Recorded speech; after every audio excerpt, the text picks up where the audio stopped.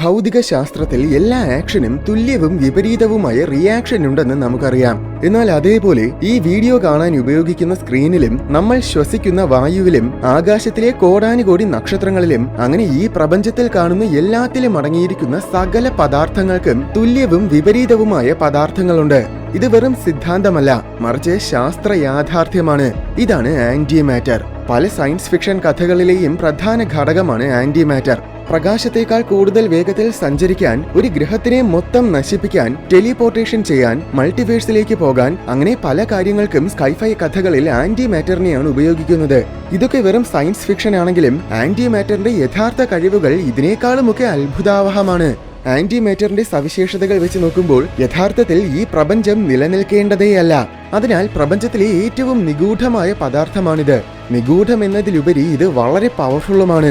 Nuclear ഫ്യൂഷനേക്കാൾ 100 കണക്കിന് മടങ്ങ് ശക്തമാണ് ആന്റി മാറ്റർ എനർജി. വെറുമൊരൊറ്റ ഗ്രാം ആന്റി മാറ്ററിന് ഒരു വലിയ സിറ്റിയെ മൊത്തം നശിപ്പിക്കാനാകും. ഇത്രയും തീവ്രമായ ആന്റി മാറ്റർ ശരിക്കും എന്താണെന്നും ഇതിന്റെ സവിശേഷതകൾ എന്തൊക്കെയാണെന്നും നമുക്ക് നോക്കാം.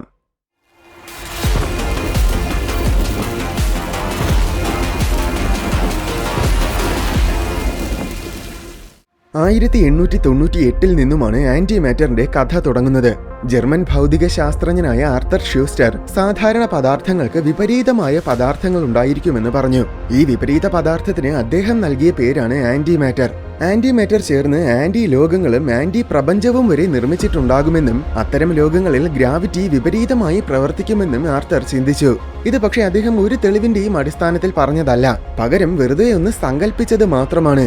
അത് കഴിഞ്ഞ് 30 വർഷങ്ങൾക്ക് ശേഷം, അതായത് 1928 പോൾ ഡൈറാക്ക് എന്നൊരു ബ്രിട്ടീഷ് ശാസ്ത്രജ്ഞൻ ഇലക്ട്രോൺസിന്റെ ചലനങ്ങളെ വിശദീകരിക്കാൻ ആവശ്യമായ ഒരു ഇക്വേഷൻ നിർമ്മിച്ചു. അതാണ് ഡൈറാക്ക് ഇക്വേഷൻ. പക്ഷേ ഈ ഇക്വേഷൻ ഒരു പ്രശ്നമുണ്ട്. ഇലക്ട്രോൺസിന് നെഗറ്റീവ് ചാർജ് ആണ്. എന്നാൽ ഈ ഇക്വേഷന്റെ അടിസ്ഥാനത്തിൽ നോക്കുമ്പോൾ നെഗറ്റീവ് ചാർജുള്ള സാധാരണ ഇലക്ട്രോൺസിന് പുറമെ പോസിറ്റീവ് ചാർജുള്ള ഇലക്ട്രോൺസും ഉണ്ടായിരിക്കാനുള്ള സാധ്യതയുണ്ട്. ഇത് ഇക്വേഷനിലുള്ള എന്തോ മിസ്റ്റേക്ക് ആയിരിക്കുമെന്നാണ് അദ്ദേഹം ആദ്യം കരുതിയത്. കാരണം ഇലക്ട്രോൺസിന് ഒരിക്കലും പോസിറ്റീവ് ചാർജ് ഉണ്ടായിരിക്കില്ല. അത് എല്ലാവർക്കും അറിയാവുന്ന കാര്യമാണ്. പക്ഷേ വീണ്ടും പരിശോധിച്ച് നോക്കിയപ്പോൾ അദ്ദേഹത്തിന്റെ ഇക്വേഷൻ വളരെ കൃത്യമാണെന്ന് ബോധ്യമായി. അങ്ങനെയെങ്കിൽ ഇലക്ട്രോൺസിന് തുല്യമായതും എന്നാൽ അതേസമയം വിപരീത ചാർജ് ഉള്ളതുമായ ഒരു തരം പദാർത്ഥം ശരിക്കും നിലനിൽക്കുന്നുണ്ടായിരിക്കുമെന്ന നിഗമനത്തിലാണ് ഡൈറാക്ക് എത്തിയത്. ആ സൈദ്ധാന്തിക വിപരീത പദാർത്ഥത്തിന് അദ്ദേഹം ആന്റി ഇലക്ട്രോൺ എന്ന് പേര് നൽകി. ശേഷം 1932 കാൾ ആൻഡേഴ്സൺ എന്നൊരു അമേരിക്കൻ ശാസ്ത്രജ്ഞൻ ബഹിരാകാശത്തിൽ നിന്നും വരുന്ന കോസ്മിക് കിരണങ്ങളുടെ ഊർജ്ജം അളക്കാൻ ശ്രമിക്കുകയായിരുന്നു. ക്ലൗഡ് ചാമ്പർ എന്നൊരു ഉപകരണമാണ് ആൻഡേഴ്സൺ അതിനുവേണ്ടി ഉപയോഗിച്ചത്. സൂപ്പർ കോൾഡ് ആയ ആൽക്കഹോൾ നീരാവി കൊണ്ട് നിറച്ച ഒരു ഗ്ലാസ് ബോക്സ് ആണ് ക്ലൗഡ് ചാമ്പർ. ഇതിലൂടെ ഒരു ചാർജ്ഡ് പാർട്ടിക്കിൾ കടന്നു പോകുമ്പോൾ അത് കടന്നുപോയ പാത ഒരു വര പോലെ നമുക്ക് കാണാൻ പറ്റും. അതായത് ആകാശത്തിൽ ജെറ്റിന് പിന്നിൽ കാണുന്ന ട്രെയിൽ പോലെ. ചാമ്പറിന് ചുറ്റും ആൻഡേഴ്സൺ ഒരു ശക്തമായ മാഗ്നറ്റ് വെച്ചിരുന്നു. ഈ മാഗ്നറ്റ് കാരണം കടന്നു പോകുന്ന ചാർജ്ഡ് പാർട്ടിക്കിൾസിന്റെ പാത വളയും. ഓരോ തരം പാർട്ടിക്കിളിന്റെ പാതയും വ്യത്യസ്തമായ ആകൃതിയിലായിരിക്കും വളയുന്നത്. ഒരേപോലത്തെ പാർട്ടിക്കിൾ ആണെങ്കിൽ ഏകദേശം തുല്യമായ പാതയുമായിരിക്കും. ഇങ്ങനെയാണ് ചാമ്പറിലൂടെ കടന്നുപോയത് ഏത് പാർട്ടിക്കിൾ ആണെന്ന് തിരിച്ചറിയുന്നത്. ഇലക്ട്രോൺസിന്റെ നെഗറ്റീവ് ചാർജ് കാരണം അത് എപ്പോഴും ഇടതുവശത്തോട്ടായിരിക്കും വളയുന്നത്. എന്നാൽ ആൻഡേഴ്സൺ ഒരു വിചിത്രമായ പാത കണ്ടു. ഒരു ഇലക്ട്രോണിന്റെ പാത എങ്ങനെയായിരിക്കുമോ അതേപോലെ തന്നെയാണ് ഇതും. വേഗതയും വലിപ്പവുമൊക്കെ ഇലക്ട്രോണിന് തുല്യമാണ്. ആകെയുള്ള ഒരേ ഒരു വ്യത്യാസം എന്നത് ഇടത്തോട്ട് വളയേണ്ടതിന് പകരം ഈ പാത വലത്തോട്ടാണ് വളഞ്ഞിരിക്കുന്നത്. അപ്പോൾ അതൊരു പോസിറ്റീവ് ചാർജുള്ള പാർട്ടിക്കിൾ ആണെന്ന് ഉറപ്പാണ്. അങ്ങനെയാണെങ്കിൽ അതെന്തായാലും സാധാരണ ഇലക്ട്രോൺ ആയിരിക്കില്ല. എന്നിരുന്നാലും ഇലക്ട്രോണിന്റെ അതേ സവിശേഷതകൾ ഉള്ളതിനാൽ ഇത് പോസിറ്റീവ് ചാർജുള്ള ഇലക്ട്രോൺ ആണെന്ന് ആൻഡേഴ്സൺ ഉറപ്പിച്ചു. അങ്ങനെ അയാൾ ഇതിന് പോസിട്രോൺ എന്ന് പേര് നൽകി. ഇത് തന്നെയാണ് പണ്ട് ഡൈറാക്ക് പ്രൊഡിക്റ്റ് ചെയ്തിരുന്ന ആന്റി ഇലക്ട്രോൺ എന്ന സൈദ്ധാന്തിക പദാർത്ഥവും. അങ്ങനെ വെറും സിദ്ധാന്തം എന്നതിലുപരി ആന്റി മാറ്റർ എന്നത് ശരിക്കും നിലനിൽക്കുന്ന യാഥാർത്ഥ്യം തന്നെയാണെന്ന് ലോകത്തിന് ബോധ്യമായി. അതിനുശേഷം പിന്നെ പലരും ആന്റി മാറ്റർ കണ്ടെത്താനുള്ള ശ്രമങ്ങൾ തുടങ്ങി. 1955 കാലിഫോർണിയയിലെ ബെവട്രോൺ ആക്സിലറേറ്റർ ഉപയോഗിച്ച് ആന്റി പ്രോട്ടോൺ കണ്ടെത്തി. 1956 ആന്റി ന്യൂട്രോൺ കണ്ടെത്തി. ഇങ്ങനെ സാധാരണ കാണാൻ കഴിയുന്ന എല്ലാ പാർട്ടിക്കിൾസിനും യഥാർത്ഥത്തിൽ തുല്യമായ ആന്റി പാർട്ടിക്കിൾസും ഉണ്ടെന്ന് കാലക്രമേണ തിരിച്ചറിഞ്ഞു. ഫോട്ടോൺസ് പോലെ ഇലക്ട്രിക് ചാർജ് ഇല്ലാത്ത അപൂർവം ചില പാർട്ടിക്കിൾസിന് മാത്രമാണ് ആന്റി പാർട്ടിക്കിൾസ് ഇല്ലാത്തത്. ആന്റി പാർട്ടിക്കിൾസ് ഇല്ല എന്നല്ല, യഥാർത്ഥത്തിൽ ഈ പാർട്ടിക്കിൾസും ഇവയുടെ ആന്റി പാർട്ടിക്കിൾസും ഐഡന്റിക്കൽ ആയിരിക്കും. അതായത് ഇവ തമ്മിൽ യാതൊരു വ്യത്യാസവും ഉണ്ടായിരിക്കില്ല. ഇവ മറ്റു പദാർത്ഥങ്ങളുമായിട്ട് ഇന്ററാക്ട് ചെയ്യുന്നതിലും യാതൊരു വ്യത്യാസവും ഉണ്ടായിരിക്കില്ല. അതുകൊണ്ട് ഇവയ്ക്ക് ആന്റി പാർട്ടിക്കിൾസ് ഉണ്ടെന്ന് പറയുന്നതിലും അർത്ഥമില്ല. എന്തായാലും സാധാരണ പാർട്ടിക്കിൾസ് ചേർന്ന് സാധാരണ മാറ്റർ ഉണ്ടാകുന്നത് പോലെ, ഉദാഹരണത്തിന് പ്രോട്ടോണും ഇലക്ട്രോണും ചേർന്ന് ഹൈഡ്രജൻ ഉണ്ടാകുന്നത് പോലെ ആന്റി പ്രോട്ടോണും ആന്റി ഇലക്ട്രോണും ചേർന്ന് ആന്റി ഹൈഡ്രജനും ഉണ്ടാകും. ഇങ്ങനെ ആന്റി പാർട്ടിക്കിൾസ് കൊണ്ടുണ്ടാകുന്ന പദാർത്ഥങ്ങളെയാണ് ശരിക്കും ആന്റി മാറ്റർ എന്ന് പറയുന്നത്. 1933 ബ്രിട്ടീഷ് സയന്റിസ്റ്റായ പാട്രിക്കും ഇറ്റാലിയൻ സയന്റിസ്റ്റായ ഗുസപ്പയും ചേർന്ന് ക്ലൗഡ് ചാമ്പർ ഉപയോഗിച്ച് ഒരു പരീക്ഷണം നടത്തി. ആന്റി മാറ്റർ എങ്ങനെ രൂപം കൊള്ളുന്നു എന്ന് കണ്ടെത്താൻ വേണ്ടിയിട്ടാണ് അവർ ഈ പരീക്ഷണം നടത്തിയത്. എന്നാൽ അതിന് പകരം ഇതിലൂടെ അത്ഭുതാവഹമായ ഒരു പ്രതിഭാസമാണ് അവർ കണ്ടെത്തിയത്. ഒരു ഫോട്ടോൺ ഇലക്ട്രോണും ആന്റി ഇലക്ട്രോണുമായി മാറുന്നതായിരുന്നു ആ പ്രതിഭാസം. ഈ കണ്ടെത്തൽ വളരെ പ്രധാനപ്പെട്ട 2 കാര്യങ്ങളാണ് തെളിയിച്ചത്. ഒന്ന്, ഫോട്ടോൺസിൽ നിന്നുമാണ് പദാർത്ഥങ്ങൾ ഉണ്ടാകുന്നത്. പ്രപഞ്ചത്തിൽ ആദ്യമായി പദാർത്ഥങ്ങൾ ഉണ്ടായത് എങ്ങനെയാണെന്ന ചോദ്യം അന്നേ വരെ ശാസ്ത്രലോകത്തിൽ വളരെ വലിയൊരു നിഗൂഢതയായിരുന്നു. ഊർജത്തിൽ നിന്നുമാണ് മാറ്റർ ഉണ്ടായതെന്ന് പണ്ടേ തന്നെ ഐൻസ്റ്റൈന്റെ ഇക്വേഷൻസിലൂടെ പ്രഡിക്റ്റ് ചെയ്തിരുന്നതാണ്. എന്നിരുന്നാലും അത് ശരിക്കും സാധ്യമാണെന്ന് ബോധ്യമായത് ഈ പരീക്ഷണത്തിലൂടെയാണ്.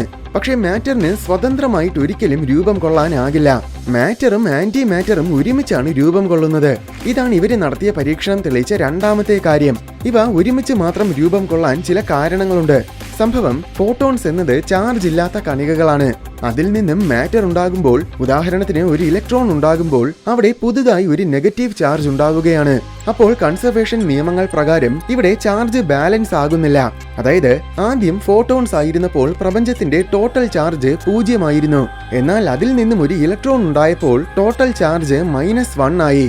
എന്നാൽ അതേസമയം ഒരു ആന്റി ഇലക്ട്രോണിനെയും കൂടെ നിർമ്മിക്കുമ്പോൾ ഒരു പോസിറ്റീവ് ചാർജും കൂടെ ഉണ്ടാകും.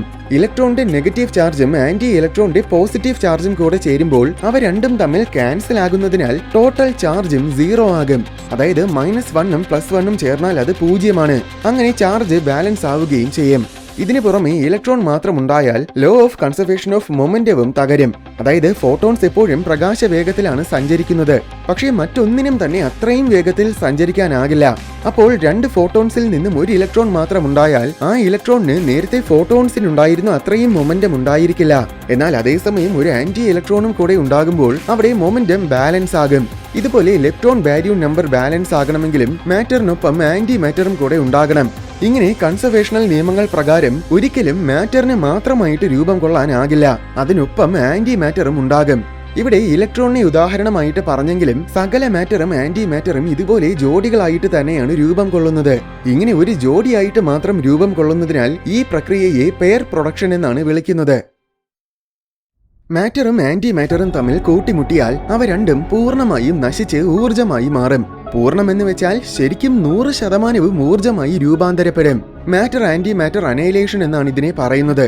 ഇതാണ് മാറ്ററിന്റെയും ആന്റി മാറ്ററിന്റെയും ഏറ്റവും വലിയ പ്രത്യേകത. പക്ഷെ എന്തുകൊണ്ടാണ് മാറ്ററും ആന്റി മാറ്ററും തമ്മിൽ എപ്പോഴും അനൈലേറ്റ് ചെയ്യുന്നത്? അതിന്റെ കാരണം വളരെ നിസ്സാരമായിട്ട് പറഞ്ഞാൽ, ഉയർന്ന എനർജി സ്റ്റേറ്റിൽ നിന്നും കുറഞ്ഞ സ്റ്റേറ്റിലേക്ക് പോകാൻ എന്തെങ്കിലും സാധ്യതയുണ്ടെങ്കിൽ പ്രകൃതി എപ്പോഴും അങ്ങനെ കുറഞ്ഞ സ്റ്റേറ്റിലേക്ക് പോകാൻ ശ്രമിക്കും. ഉദാഹരണത്തിന് ഒരു ഇലക്ട്രോൺ അതിന്റെ എനർജി സ്റ്റേറ്റിൽ നിന്നും കുറഞ്ഞ എനർജി സ്റ്റേറ്റ് ആയ ഫോട്ടോണിലേക്ക് പോകാൻ ശ്രമിക്കും. പക്ഷേ കൺസർവേഷണൽ നിയമങ്ങൾ കാരണം സാധാരണഗതിയിൽ ഇലക്ട്രോണിന് അത് സാധിക്കില്ല. ഉദാഹരണത്തിന് നേരത്തെ പറഞ്ഞതുപോലെ ഇലക്ട്രോണിന് നെഗറ്റീവ് ചാർജ് ഉണ്ട്.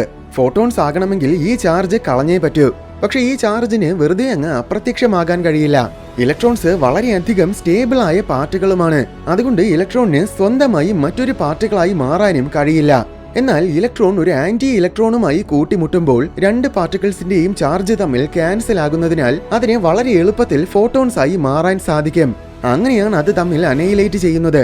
ഈ അനൈലേഷൻ കാരണമാണ് ഇന്ന് ആന്റി മാറ്ററിനെ നമുക്ക് ഭൂമിയിൽ കാണാൻ പറ്റാത്തത്.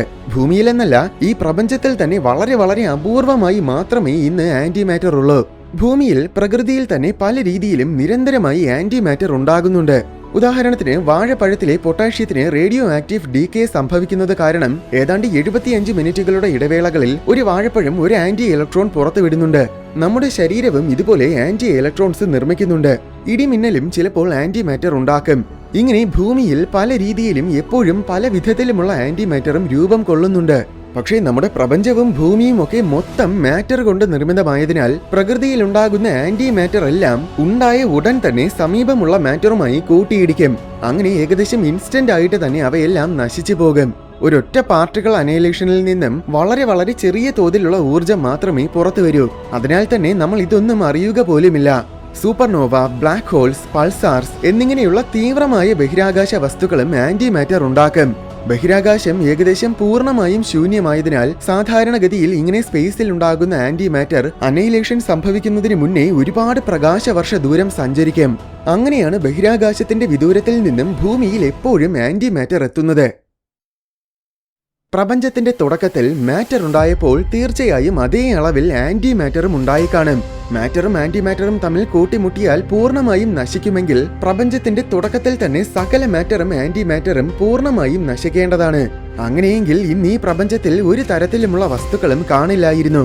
ഗ്രഹങ്ങളും നക്ഷത്രങ്ങളും ഗാലക്സികളും അങ്ങനെ ഒന്നും തന്നെ ഉണ്ടായിരിക്കേണ്ടതല്ല. പകരം ആകെ ഊർജം മാത്രമേ ഉണ്ടായിരുന്നിരിക്കുകയുള്ളൂ.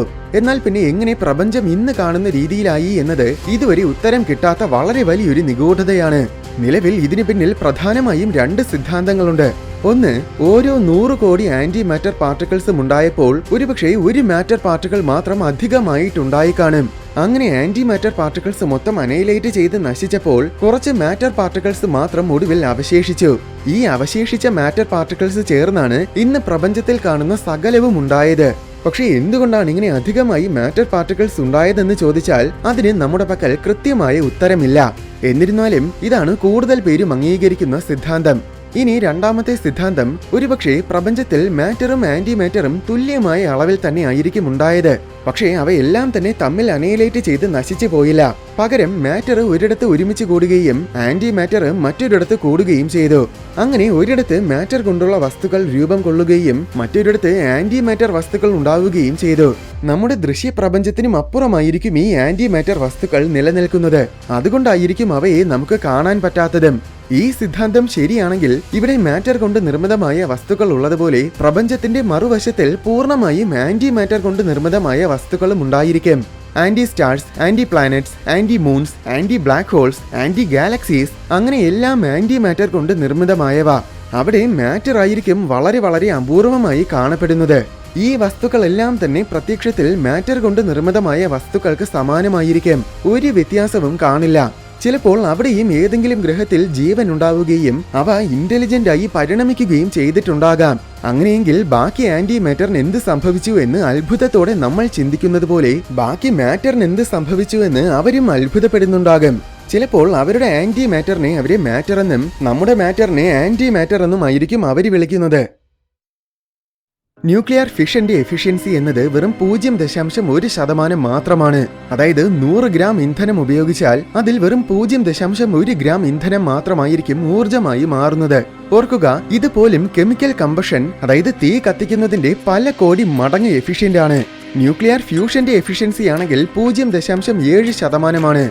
എന്നാൽ അനൈലേഷനിൽ മാറ്ററും ആന്റി മാറ്ററും പൂർണ്ണമായും നശിക്കുമെന്ന് പറയുമ്പോൾ ഈ റിയാക്ഷൻ 100% എഫിഷ്യന്റ് ആണെന്നാണ് അർത്ഥം. 100 ഗ്രാം ആന്റി മാറ്ററിനെ ഇന്ധനമായിട്ട് ഉപയോഗിച്ചാൽ ആ 100 ഗ്രാമും ഊർജമായി മാറും. ഇത് കാരണം പല സ്കൈഫൈ കഥകളിലെയും പ്രധാന ഊർജ സ്രോതസ്സാണ് ആന്റി മാറ്റർ. ഇത്രയും എഫിഷ്യന്റ് ആയതിനാൽ ഇത് അത്യധികം പവർഫുൾ ആണ്. 1 ഗ്രാം ആന്റി മാറ്റർ അനൈലേഷന് ഹിരോഷിമയിൽ വീണ ബോംബിന്റെ ഇരട്ടിയിലധികം ശക്തിയുണ്ടായിരിക്കും. മറ്റൊരു രീതിയിൽ പറഞ്ഞാൽ ഒരൊറ്റ പേപ്പർ ക്ലിപ്പിന്റെ അളവിലുള്ള ആന്റി മാറ്ററിൽ നിന്നും കിട്ടുന്ന ഊർജം ഉപയോഗിച്ചാൽ ഒരു കാറിനെ 1.5 കോടി കിലോമീറ്റർ ദൂരം ഓടിക്കാം. ഇതുകൊണ്ടാണ് ഇന്ന് പലരും അനൈലേഷനെ ഇന്ധനമായിട്ട് ഉപയോഗിക്കുന്നതിനെ കുറിച്ച് വളരെ ഗൗരവമായി ചിന്തിക്കുന്നത്. NIAC പോലെയുള്ള സംഘടനകൾ ഇതിനെ റോക്കറ്റ് ഫ്യൂവലായിട്ട് ഉപയോഗിക്കുന്നതിനെ സംബന്ധിച്ച പഠനങ്ങൾ ഓൾറെഡി നടത്താൻ തുടങ്ങി. ഇന്ന് മാർസിലെത്താൻ 9 മാസങ്ങളോളം വരെ സമയമെടുക്കും. എന്നാൽ അനൈലേഷനെ ഇന്ധനമായിട്ട് ഉപയോഗിക്കാൻ പറ്റിയാൽ ഏതാനും ചില ആഴ്ചകൾ കൊണ്ട് തന്നെ മാർസിലെത്താം. പക്ഷെ ഇത് പറയാൻ എളുപ്പമാണെങ്കിലും ഇതിനെ ഇന്ധനമായിട്ട് ഉപയോഗിക്കുക എന്നത് അത്ര എളുപ്പമുള്ള കാര്യമല്ല. ഒന്നാമത്തെ പ്രശ്നം സ്റ്റോറേജ് ആണ്. സാധാരണ ഫ്യൂവൽസിനെ പോലെ നമുക്ക് ആന്റി മാറ്ററിനെ ശേഖരിച്ച് വെക്കാൻ സാധിക്കില്ല. എങ്കിൽ അതിന് അനൈലേഷൻ സംഭവിക്കും. അതിന് പെന്നിങ് ട്രാപ്പ് പോലെയുള്ള ശക്തമായ മാഗ്നറ്റിക് കൂടുകൾ വേണം. പക്ഷേ സ്റ്റോറേജ് എങ്ങനെയെങ്കിലുമൊക്കെ റെഡിയാക്കാമെന്ന് കരുതിയാലും ഏറ്റവും വലിയ പ്രശ്നം എന്നത് ഊർജ ചിലവാണ്. അതായത് വളരെ പവർഫുള്ളായ പാർട്ടിക്കിൾ ആക്സിലറേറ്റേഴ്സ് ഉപയോഗിച്ചാണ് ആന്റി മാറ്റർ ഉണ്ടാക്കുന്നത്. പക്ഷേ ഈ പാർട്ടിക്കിൾ ആക്സിലറേറ്റേഴ്സ് പ്രവർത്തിപ്പിക്കാൻ വൻതോതിൽ ഊർജം വേണം. വൻതോതിൽ എന്ന് പറയുമ്പോൾ ഒരു നിശ്ചിത അളവിലുള്ള ആന്റി മാറ്ററിൽ നിന്നും കിട്ടുന്നതിന്റെ 100 കണക്കിന് കോടി മടങ്ങ് അളവിലുള്ള ഊർജമാണ് അത്രയും ആന്റി മാറ്റർ നിർമ്മിക്കാൻ വേണ്ടി നമ്മൾ ചിലവാക്കുന്നത്. താരതമ്യേന പറഞ്ഞാൽ 1000 കോടി രൂപ മുടക്കി 1 രൂപ ഉണ്ടാക്കുന്നത് പോലെയാണിത്. ഇത്രയും ഊർജം ചിലവാക്കാതെ ആന്റി മാറ്റർ ഉണ്ടാക്കാൻ സാധിച്ചാൽ മാത്രമേ ഇതിനെ ഇന്ധനമായിട്ട് ഉപയോഗിക്കാനാകൂ. മറ്റൊരു കാര്യം, ഇതുവരേക്കും മനുഷ്യരാശി നിർമ്മിച്ച മുഴുവൻ ആന്റി മാറ്ററിന്റെ അളവെന്നത് ഏകദേശം 20 നാനോഗ്രാംസ് മാത്രമാണ്. ഓർക്കുക, വെറും ഒരൊറ്റ മണൽ തരിക്ക് ഇതിന്റെ 50,000 മടങ്ങോളം ഭാരമുണ്ട്. ഇതുവരെ നിർമ്മിച്ച മുഴുവൻ ആന്റി മാറ്ററും അനൈലേഷന് വേണ്ടി ഉപയോഗിച്ചാലും അതിൽ നിന്ന് കിട്ടുന്ന ഊർജം കൊണ്ട് വെറും 1 കപ്പ് ചായ തിളപ്പിക്കാനേ പറ്റൂ. ഇന്ന് നമ്മൾ ആന്റി മാറ്റർ നിർമ്മിക്കുന്ന നിരക്ക് വെച്ചിട്ടാണെങ്കിൽ വെറും 1 ഗ്രാം ആന്റി മാറ്റർ ഉണ്ടാക്കാൻ ഏതാണ്ട് 10,000 കോടി വർഷങ്ങളെടുക്കും. സംഭവം, ആന്റി മാറ്റർ ഉണ്ടാക്കണമെങ്കിൽ പാർട്ടിക്കിൾ ആക്സിലറേറ്റേഴ്സ് ഉപയോഗിച്ച് പ്രോട്ടോൺസിനെ ഏകദേശം പ്രകാശ വേഗത്തിൽ ആക്സിലറേറ്റ് ചെയ്യുകയും പ്രോട്ടോൺസിനെ തമ്മിൽ കൂട്ടിയിടിപ്പിക്കുകയും വേണം. പക്ഷെ അങ്ങനെ കൂട്ടിയിടിച്ചാൽ കൃത്യമായി ആന്റി പ്രോട്ടോൺ തന്നെ ഉണ്ടാകണമെന്ന് നിർബന്ധമില്ല. മിക്കവാറും കൂട്ടിയിടിയിൽ നിന്നും പയോൺസും കെയോൺസും പോലെയുള്ള ജങ്ക് പാർട്ടിക്കിൾസ് ആയിരിക്കും ഉണ്ടാകുന്നത്. അപൂർവമായി മാത്രമേ ആന്റി പ്രോട്ടോൺ ഉണ്ടാവുകയുള്ളൂ. അപൂർവം എന്ന് വെച്ചാൽ 10 ലക്ഷം തവണ കൂട്ടിയിടികൾ നടക്കുമ്പോൾ അതിൽ 1 കൂട്ടിയിടി മാത്രമായിരിക്കും ഒരു ആന്റി പ്രോട്ടോൺ ഉണ്ടാക്കുന്നത്. ഇങ്ങനെ ഉണ്ടാകുന്ന ആന്റി പ്രോട്ടോൺസ് ഏകദേശം പ്രകാശ വേഗത്തിലായിരിക്കും സഞ്ചരിക്കുന്നത്. അതിനാൽ ആദ്യം അവയുടെ വേഗത കുറയ്ക്കണം. അത് തന്നെ വളരെ വലിയൊരു വെല്ലുവിളിയാണ്. ശേഷം മാഗ്നറ്റിക് ട്രാപ്സ് ഉപയോഗിച്ച് അവയെ ശേഖരിക്കുകയും വേണം. അതും വലിയൊരു വെല്ലുവിളിയാണ്. മിക്കവാറും അങ്ങനെ ശേഖരിക്കുന്നതിന് മുൻപ് തന്നെ അവയിൽ നല്ലൊരു ശതമാനവും നശിച്ചു പോകും. ഇതുകൊണ്ടാണ് ആന്റി മാറ്റർ ഉണ്ടാക്കാൻ ഇത്രയും സമയവും ഊർജവും ഒക്കെ ചിലവാക്കേണ്ടി വരുന്നത്. അതിനാൽ അടുത്ത കാലത്തൊന്നും നമുക്ക് ആന്റി മാറ്ററിനെ ഉപയോഗിച്ച് ഊർജം ഉണ്ടാക്കാൻ കഴിയില്ല. പക്ഷേ ഊർജമായിട്ട് ഉപയോഗിക്കാൻ കഴിഞ്ഞില്ലെങ്കിലും മറ്റു ചില രീതിയിൽ നമ്മൾ ഇപ്പോൾ തന്നെ ആന്റി മാറ്ററിനെ ഉപയോഗിക്കുന്നുണ്ട്. അതിനൊരു ഉത്തമ ഉദാഹരണമാണ് പെറ്റ് സ്കാൻസ്. ക്യാൻസർ പോലെയുള്ള രോഗങ്ങൾ ഡിറ്റക്ട് ചെയ്യാനാണ് പ്രധാനമായും പെറ്റ് സ്കാൻസ് ഉപയോഗിക്കുന്നത്. ആദ്യം രോഗിയുടെ ശരീരത്തിൽ ഒരുതരം റേഡിയോ ആക്റ്റീവ് ഷുഗർ ഇൻജെക്ട് ചെയ്യും. ഇതിൽ ഭൂരിഭാഗവും ക്യാൻസർ സെൽസ് വലിച്ചെടുക്കും. ശേഷം ഈ റേഡിയോ ആക്റ്റീവ് ഷുഗർ പതിയെ ഡീകേ ആകാൻ തുടങ്ങും. അപ്പോൾ അതിൽ നിന്നും ആന്റി ഇലക്ട്രോൺസ് വമിക്കും. ഇത് ഉടൻ തന്നെ ശരീരത്തിനുള്ളിലെ തൊട്ടടുത്തുള്ള ഇലക്ട്രോൺസുമായി കൂട്ടിയിടിച്ച് അനൈലേറ്റ് ചെയ്യപ്പെടും. അതിൽ നിന്നും വമിക്കുന്ന ഊർജം ഡിറ്റക്ട് ചെയ്യുമ്പോൾ ക്യാൻസർ കോശങ്ങളുള്ള സ്ഥലം കൂടുതൽ ബ്രൈറ്റ് ആയിട്ട് കാണപ്പെടും. ഇങ്ങനെയാണ് പെറ്റ് സ്കാൻസ് പ്രവർത്തിക്കുന്നത്. ഇതുപോലെ ആന്റി മാറ്ററിനെ കൊണ്ട് നമുക്ക് ഇപ്പോൾ തന്നെ വലിയ ഉപയോഗങ്ങളുണ്ട്.